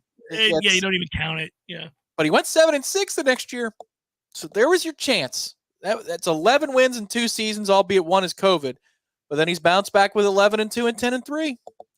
Marvin Lewis, my hands are tied. He's winning double-digit games. You blew it. You had a chance. And maybe now this year, if they go 8-4, that might be enough to say thank you very much. I think it's Penn State and Miami. I don't think it's the other teams. I don't think it's Southern Cal. I don't think it's Alabama. I don't think it's Clemson, although Clemson, they'll start getting frustrated. They'll get vocal. Now, again, Clemson fans, the logical, fair-minded, reasonable ones, know that prior to Dabo Swinney getting to Clemson, whole lot of nothing. You got a one-year outlier under Ford. You had that amazing national championship run, but there was not – I was about to curse. There wasn't much to hang your hat on. So you can get kind of mad with Dabo's antics and his stance towards the transfer portal, but in truth, what are we talking about here? You were irrelevant in this sorry-ass league. You were irrelevant forever, and he made you a giant. He's going to get a lot of wiggle room. You got to put up with his TikToks about drip. That's right. You got to put up with it. This is the bed you lay in right now. Well, you got to put up with the stupid, TikToks about drip and the gloves and the rhyming and the, whatever. This program was made in God's image and likeness. Name, image, likeness, God's image and likeness. All the nonsense that he preys upon a lot of folks' naivete. Yes, he does. Not unlike a televangelist, indeed. So that's the tough part. But they've got a huge. I mean, what are they gonna do? You're not firing him anytime soon, so I'm excluding him. But it would be fun to watch him fidget. Jeff Cameron Show, 93.3 Real Talk Radio, Warchant TV. Surprising flavors, cultural authenticity, and unique adventures are some of the main ingredients that go into every single plate served at Café de Martin, Tallahassee's best Peruvian dining experience. Led by classically trained Chef Martin, passion for culture, passion for flavor, and a passion for people can be felt from the moment you step inside. Café de Martin also offers an unparalleled outdoor dining experience in the garden. Surrounded by vibrant flowers and plants and nestled between carefully curated decor, the shaded and breezy outdoor garden features elegant live music regularly, and the romantic evening lighting makes Café de Martin the best place to share conversation and connect with the ones you love. Every dish is made from scratch, and every drink is handmade by trained bartenders, offering the very best margaritas and old fashions in the city. Take a trip to a Peruvian paradise right here in the capital city. Visit Café de Martin and El Bar on Capitol Circle Northeast in the Esposito Shopping Center. Open daily for lunch, happy hour, and dinner. Find the full menu online at cafedemartin.com. Dream it, plan it, do it. Brian Barnard's Flooring America offers a straightforward way to shop with our streamlined shopping. Finding the right flooring is simple. Visit our newly remodeled showroom featuring the Room to Explore shopping experience, where our knowledgeable staff will walk you through the steps. Our family has been serving the area since 1976 with a local staff of more than 35 people trained in flooring sales and design. We know floors. And we know styles. Let us help make your home timeless. Brian Barnard's Flooring America, where friends send friends.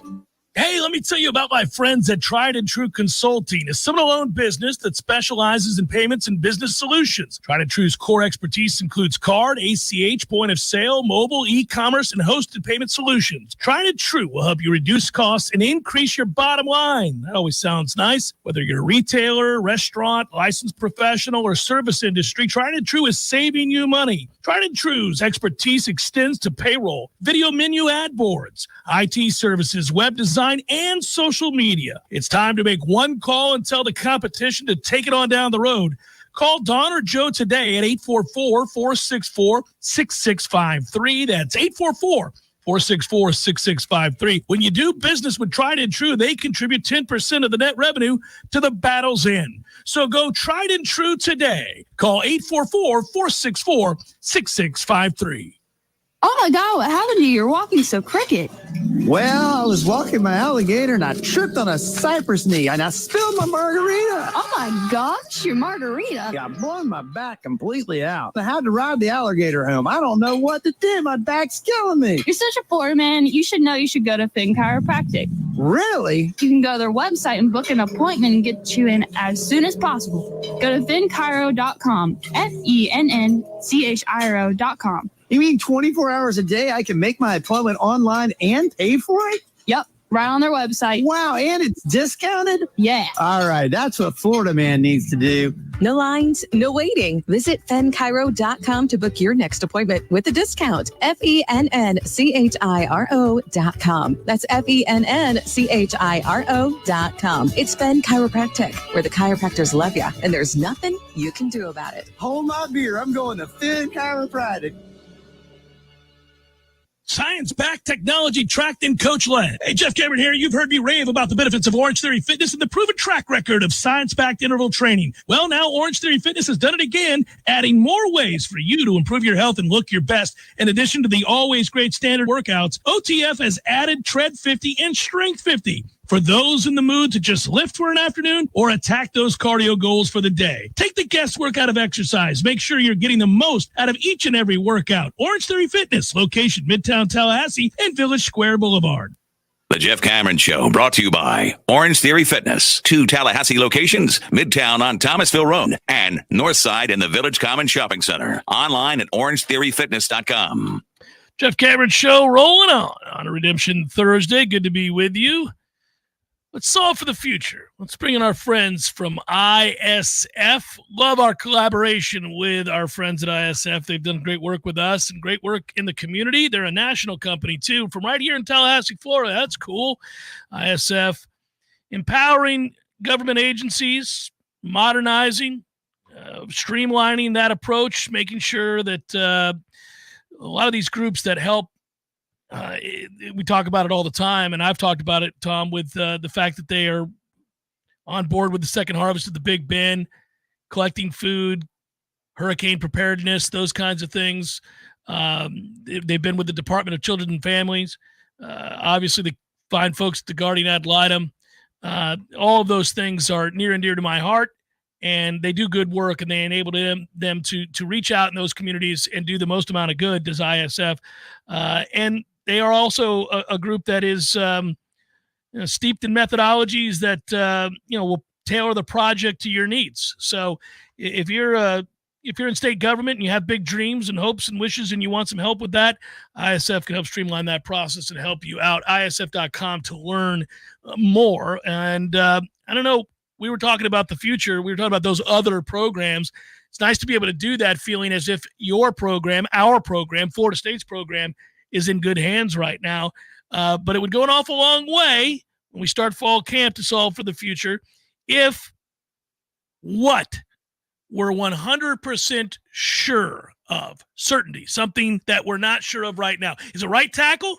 Is that what you'd look at first? We had an answer at right tackle, somebody either Byers improving or being replaced by Otto or somebody like that, or perhaps Robert Scott comes back and slides to right and Darius Washington's at left. How would you view that situation?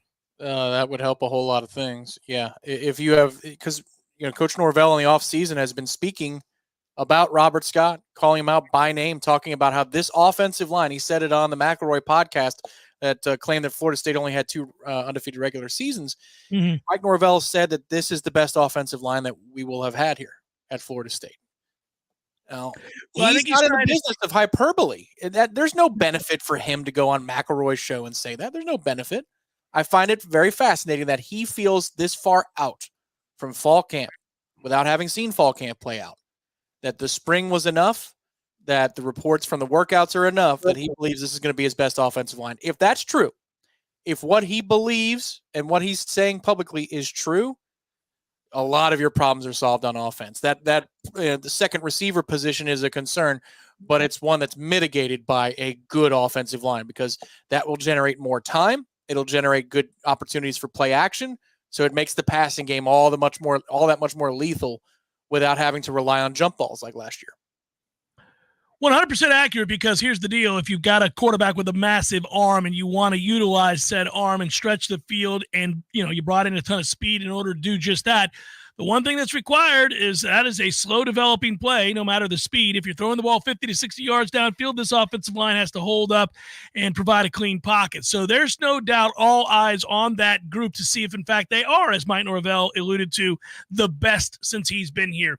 A big part of that was on last night's list, 25 to 21 in the Warchant Top 40 that Matt Lacerra and myself talked about, which was both Ferguson and Leonard and their abilities to upgrade this offensive line. I think so often we look at that because of the sheer size of these two individuals that we think that they're going to help out in the run game, which in turn then helps out the passing game, as you just pointed out.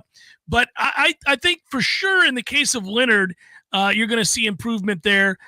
Ferguson's got to continue to grow. Look, he didn't play a lot at Alabama. He emerged slowly but surely, eventually getting into 12 games.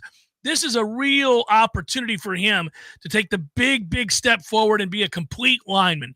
Turns out he was better against the pass or as a pass blocker last year than he was a run blocker.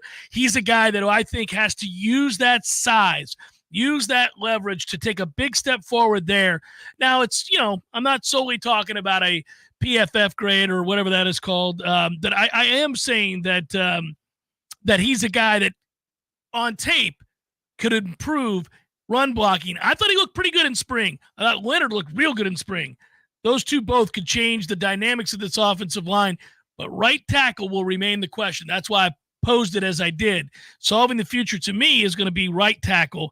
That's the area. Washington's manning one or the other, and he's solid.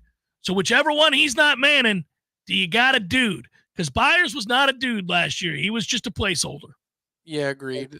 He can improve. There's room for development. That can happen. You can get better at the position. A quick footnote to the guard positions. I would agree Leonard is the more proven player of the two that you brought in, but you have solutions beyond Ferguson in case you want to rotate other bodies.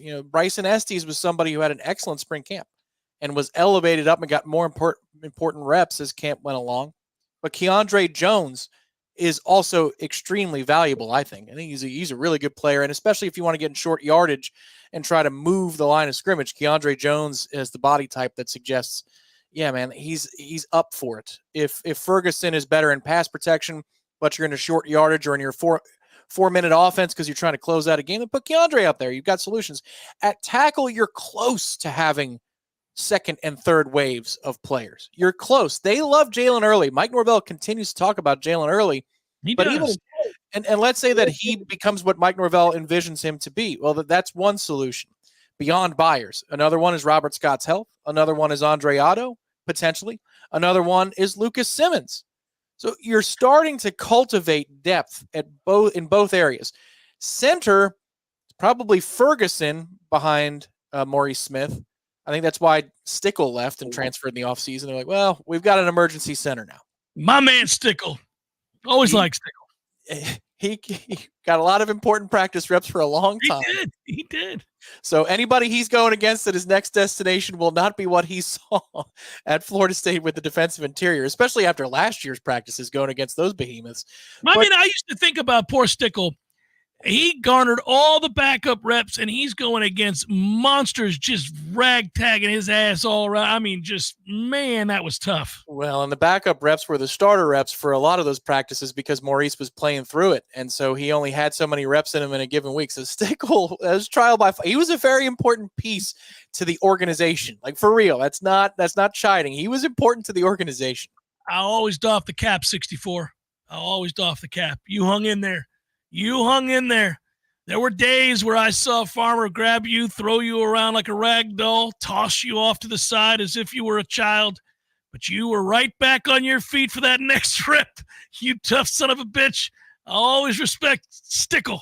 He'll be a very tough person in life because of the experiences he went against Florida State's defensive interior. But as you start to list these names out for this season, just give me development or health for any two of Robert Scott, Andre Otto, and Lucas Simmons.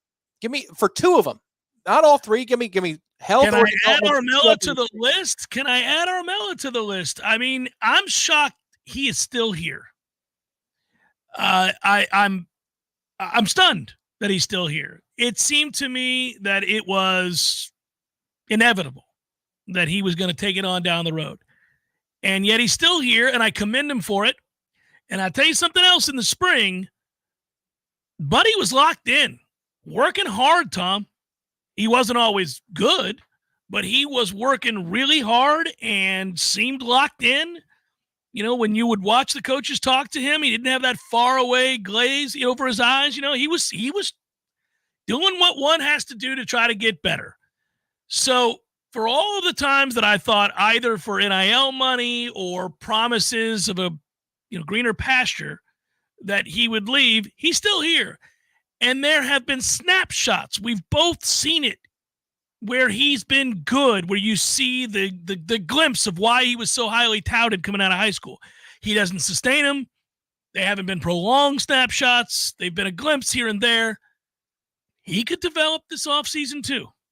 And I think that development would probably be a guard. I mean, they flexed him. Yeah, absolutely. Yeah. But at that point, he's an ace in the hole weapon. If he could ever remember, we had the conversation about potential realized. Man, there's another one. Just because that athleticism that he has, he's fast. Like straight up, he's fast for his size. Yeah. You put that athleticism into this gap scheme that we like to run, he's perfect for it. It's just if he can stay off his ass. That's the whole thing. You know, the deal has to be: I need you to get through a practice or two with only your cleats touching the ground, unless we need your hand in the ground before a snap.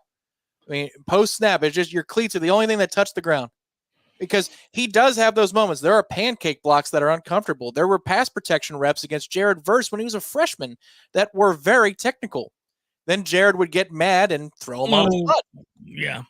No, and different guys on that defensive front have taken turns getting mad and throwing him on his ass. It's not like it's one. Like, if it was only that Jared Verse threw you around, you'd be like, well, dude's a first-round draft pick. I mean, it can happen. No.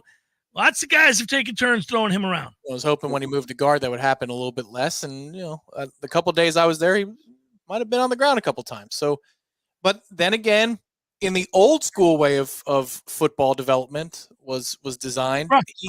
He's on schedule. In the new school way of I need this 5-star to be good now, we're past due. So if the old school wins out, then he's right on track. Yeah, I think so too, and it is fair to point that out. We do tend to expedite things now in a way that's unfair to the athlete that comes in. Part of that, though, is the direct result of somebody getting paid. Be careful what you wish for, right? This is the situation. Like you want to be paid, you want money, fine.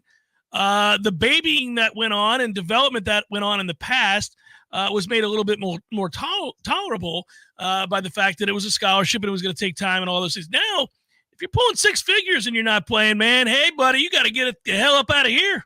We don't have time for all this nonsense. Thanks to our friends at ISF, ISF.com to learn more. Love collaborating with them. Love our work with them. I'll have more stuff coming down the pike about ISF. Some things we're going to be doing this fall here real soon. Jeff Cameron Show 93.3, Real Talk Radio, and Warchant TV. Your local news now. After months of debate, a ruling is nearly here for a lawsuit Florida State University filed against the Atlantic Coast Conference. The crux of the lawsuit focuses on FSU's current contract, tying it to the ACC for over a decade. Under the agreement, it would cost the university more than $500 million in exit fees to leave the ACC. They entered their third hearing in the case early Tuesday. Part of the discourse focuses on whether the ACC is a business in Florida, but that part of the debate has come to a close after the judge decided in the first part of his ruling Monday that the ACC is a significant business in Florida. The decision could have implications for how the ACC values its media rights and its licensing to ESPN. Representatives for the ACC have raised multiple reasons for why they believe the judge should dismiss FSU's case. Judge Cooper denied 3 of those requests and asked attorneys to submit the rest of their motions to dismiss in writing. This is Rachel Lene with your Real Talk 93.3 local news update, brought to you by Macklemore Systems, Tallahassee's go-to Mac store. Check them out online at MacklemoreSystems.com. This is meteorologist Paul Trombley with your Real Talk 93.3 weather update. Chance for storms this afternoon. Otherwise, sunshine mixed with clouds at times. Daytime highs approaching 92. Winds out of the east, 8 to 15 miles per hour. Clear skies tonight. Lows dip down to about 71. Lots of sunshine tomorrow. Chance of thunderstorms. Highs level off around 93. This report is brought to you by The Lawn Johns. For all your landscaping and lawn care needs, visit thelawnjohns.com. Right now, it's 88 degrees. Hey, no fans, our partner ISF Inc. is a national management and IT consulting firm located right here in Tallahassee, Florida, solving the future for state governments through strategy, process, and technology. As a trusted advisor for state governments, ISF knows the importance of defining a clear and detailed strategy. Our friends at ISF can help your organization create a strategy that sets you on a path to success. ISF, your vision plus our expertise brings your brilliant ideas to life. Visit ISF.com to learn more. ISF, solving the future. There he is. Haven't seen this guy since, what was it? Oh, shoot. U2 at the Sphere in Las Vegas, baby. Hey, how about that, man? Wasn't that fun? Good show. Good show. Everything about it. Nearly perfect. Nearly perfect. I had everything I could possibly want. I wanted one thing, couldn't find it, and I looked everywhere. No Cubans. What do you mean? No Cubans. There was Cubans. No, I didn't see any Cubans. Dude, no. I'm sure there was Cubans there. I mean, you know. No. I walked around. There was a moment right before the show. I thought, got to find some Cubans. Nothing. Dude, there's Cubans. There was Cubans. I'm sure there was Cubans. In Las Vegas? In Las Vegas. No Cubans in Vegas. There's Cubans in Vegas, man. Eddie, there were no Cubans. Chef. The sandwich. There were no Cuban sandwiches. You're Cuban. Of course I know there were Cubans there. Oh, the sandwich. Yeah, no, there probably wasn't many there in Vegas. No Cubans. No, not yet. Gordo's, bringing the flavor and flair of Cuban food to Tallahassee since 1996. The Jeff Cameron Show, brought to you by Orange Theory Fitness. 2 Tallahassee locations, Midtown on Thomasville Road and Northside in the Village Common Shopping Center. Online at orangetheoryfitness.com. So I saw in the chat there, Tom, and I know you responded to it. Rizzi, right? And who he was asking about? Did I see that correctly? Rizzi, the Ivy Leagueman himself. Yeah, the Harvard kid, right? Well, we'll see, Peter. Tough to compare and contrast when you're looking at Harvard football and Florida State football. So that's you can't say. I'm not saying he can't do it. Not saying he won't come in and be a breath of fresh air. Maybe he's a really good player, and maybe right off the bat we're like, okay. But I'm going to need to see that. Kurt had a good answer too in the Heisen League chat because you said if blank happens, then the future is solved. and he put that DJU had 100% command of the offense. What if DJ comes in with an understanding of whatever facet of Mike Norvell's offense he wants to feature this year, and you just see total command, pre-snap judgments, checks. Mike Norvell is commenting about how he's checking us into the right plays, all those things. Yeah, and I think he will. I think they'll get him up to speed. I think he'll be pretty close to that, if not 100%. He'll have a real good handle on what they want him to do. I still think you need improvement at right tackle. I still think you're going to need a number 2 receiver to emerge. I still think there's some other facets of what we're talking about here that have to happen for the team to be a repeat champion of the league, playoff contender to go deep, those kinds of things. I think they'll get enough out of him. It's interesting. I don't know at any point this year, regardless if he's at 100% understanding of the offense or 90% or whatever it is, I don't know if at any point we're going to say, boy, that DJU is surefire, can't miss first-round pick. I kind of just think what he is, he's a good player. He hasn't been a great player. He has moments where he excels and you feel very good about who he is as a player. There are moments where you kind of scratch your head, wonder how it is that we don't complete that pass. It's a simple throw to make, and he missed him by 10 yards.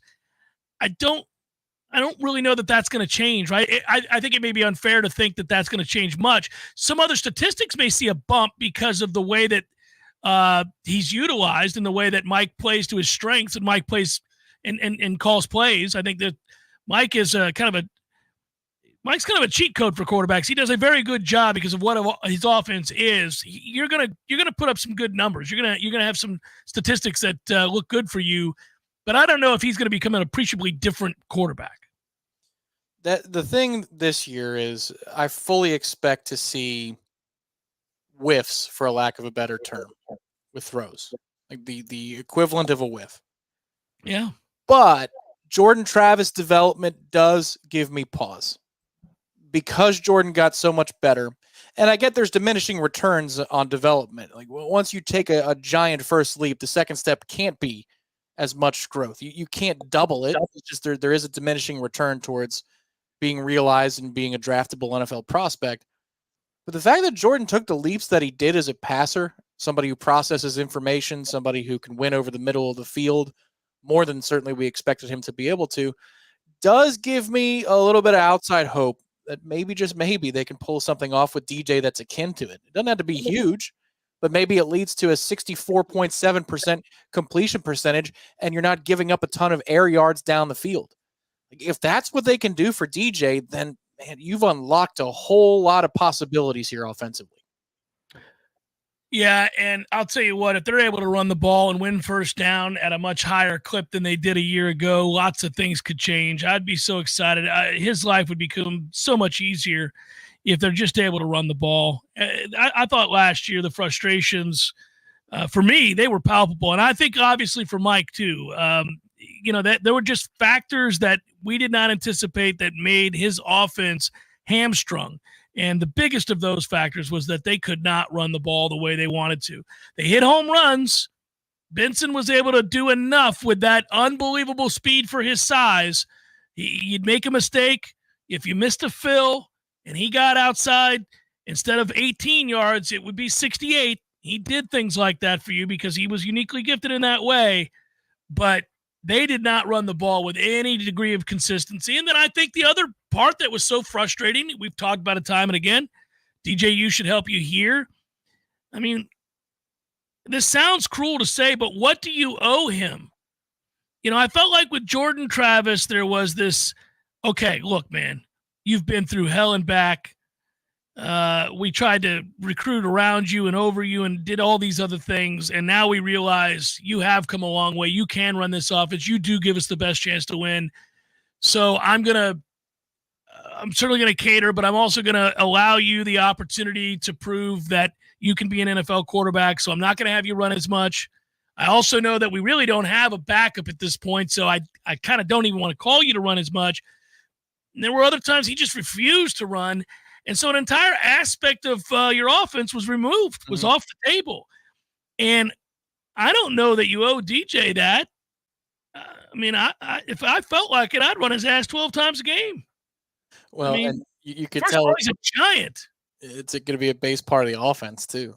the read option first with a bubble outlet and whatever scheme they want to call. That run, where you hand it to the tailback or the halfback, whatever, could be a gap scheme. It could be a zone run. It could be a dive, but it's going to have the option where DJ keeps the ball. And then the option extends. This is very Jordan Travis first year in the offense, road trip to North Carolina stuff. Like, we're okay. There's 1 point of an option here. We're going to read off the edge defender. Cool. I'm going to keep the ball. He crashed for the running back. Lorenzo Featherston. He went right after the running back.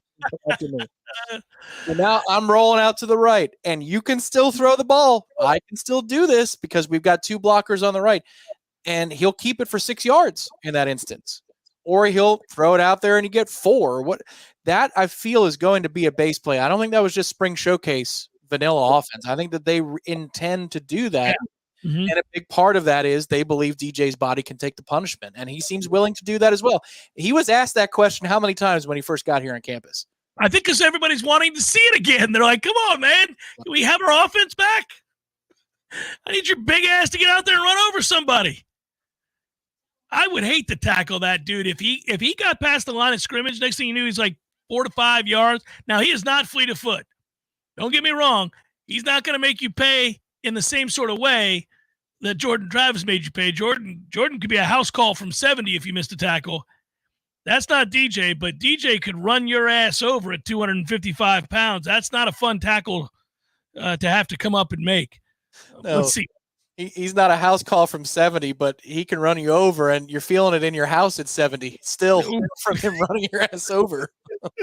Oh, God. That was September 14th. We went down to Tallahassee, and, well, DJ popped me in the chest in a way I've never recovered from. Yeah, it's brutal. Reminder to everybody out there really quickly, my friends at Social Kitchen. You want to learn more, socialkitchentlh.com. It's Thursday. Week's kind of flown past. You can start looking ahead to next week and say to yourself, I don't feel like cooking. I've got some downtime. Well, why don't you have a chef trio? Pick it up. Go grab these 3 meals. I mean, every time you look at their menu, if you go to socialkitchentlh.com, you can do this. You'll see something new, something different, easy to reheat, already cooked for you, feeds upwards of 4 to 8 people. Good stuff. Bradley sausage peppers. Ooh. You can get mozzarella stuffed meatballs. Doesn't suck. Pineapple chicken. Doesn't suck as well. It's different. They mix it up all the time, but it's always professionally done. Elite chef. It's a chance to go in there. Also, if you go off of Carry Force and take a look inside, just look at the glass, through the glass, I should say, and all those meats. You're like, ooh, that's Wagyu. Look at those meats. It's very, very good. Socialkitchentlh.com. You'll see what I'm talking about right there. Guys still haven't lost since what's-his-face throughout the first pitch. Is that right? No, we lost last night. Oh, I didn't see that. I'm sorry. No, that's okay. Gave up a 2-run bomb in the 7th to lose 5-3. That's all right. 7-1 in the grimace era of Mets baseball. So that's A-okay. And you know what that's going to do? I'm sure they didn't intend for this. It's going to be a happy accident because the winning came behind it. That alternate City Connect jersey has Grimace purple in it. So those hats are going to fly off the shelves because of the Grimace effect. I will play this, but I will not play the bed, so you don't have to worry about telling everybody to go to hell on YouTube. It's time for, how you say, with the pitching probables? Arizona leads Washington 4-2. Ryan Nelson, Mackenzie Gore starting that game. 2-2 Minnesota and Tampa Bay, Minnesota. Zach Little, Simeon Woods Richardson. 5-3 Cleveland leading Seattle. That was Luis Castillo, Logan Allen. A lot of day baseball today, everybody. We got 1-0 Houston leading the White Sox. That is Spencer Arrighetti. Chris Flexen going for the White Sox. Dodgers, Rockies coming up. Gavin Stone, Ty Blash. Royals, A's, Seth Lugo, Mitch Spence. Orioles, Yankees. Good game. Cole Irvin, Luis Gill. Giants, Cardinals, Keaton Wynn, Andre Palante.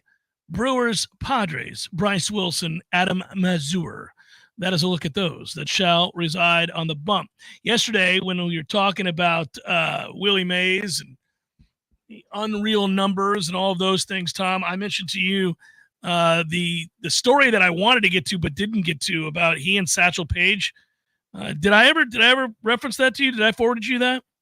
No. Memphis, Tennessee, 1948. Willie Mays is 18 years old, faces Satchel Paige. This is the old Negro Leagues, and Satchel Paige doesn't know who Willie Mays is, a young buck just out of high school. Just to see how Willie would react, he throws him a curveball on the first pitch, even though Satchel Paige was said to throw 103 back in his day. Willie hits it off the top of the wall for a triple to the deepest part of the park. Gets to third. Satchel Paige looks over at his dugout and says, "Tell me when that little boy comes to the plate again." Quote unquote, Satchel Paige about Willie Mays trying to disrespect him. Batters go around, another inning. Up comes Willie Mays. Satchel Paige gets the whistle from the dugout. It's the kid again. "Oh, it's you, little boy. Look what's going to happen here. I'm going to throw you 3 pitches and you're going to sit back down." Willie Mays laughs and says to himself, "No chance. If you throw me the same pitch 3 times in a row, I'm going to hit it a mile." Satchel Paige smiles. Willie smiles. First pitch, fastball, swing and miss. Next pitch, smile, fastball, swing and miss. Third pitch, fastball, swing and miss. Satchel Paige, "You'll get there someday, punk. Go sit down." Willie Mays said he never forgot it, loved it, reminded Satchel Paige years later of the conversation, of which Satchel Paige didn't remember it. How great is that? We don't remember a lot of things we say in the heat of moments or the heat of emotion. He was challenged. Pitchers don't like when their autonomy or whatever is challenged. Pedro was like that. Bob Gibson was like that. Clemens was like that. Yeah. You know the one I sent you? I sent you the Pedro one of he and Sheffield. Isn't that great? Yeah. Oh, I mean, that is just just staring back at 170 pounds, soaking wet. You don't call timeout on me. Not twice. That second one, he was done. Say goodbye, Tom. Bye-bye. Tom is gone, but he'll be back tomorrow. So will I on a Libations Friday. We could all use a Libations Friday. I think that's true. You guys enjoy the rest of your evening. Jeff Cameron Show returns tomorrow, and we'll talk to you then. Be well, everybody. And as I'm fond of saying, peace. Be good.